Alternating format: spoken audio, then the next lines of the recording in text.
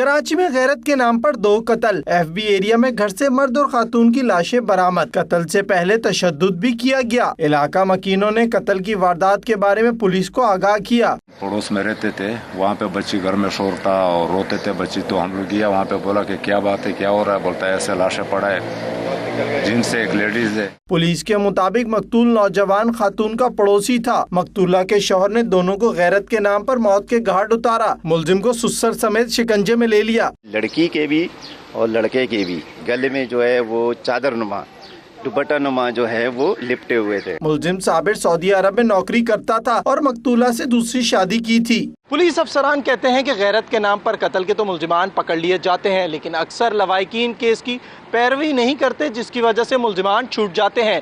Cameraman Ali Imran के साथ Fayaz Yunus, 92 news, Karachi.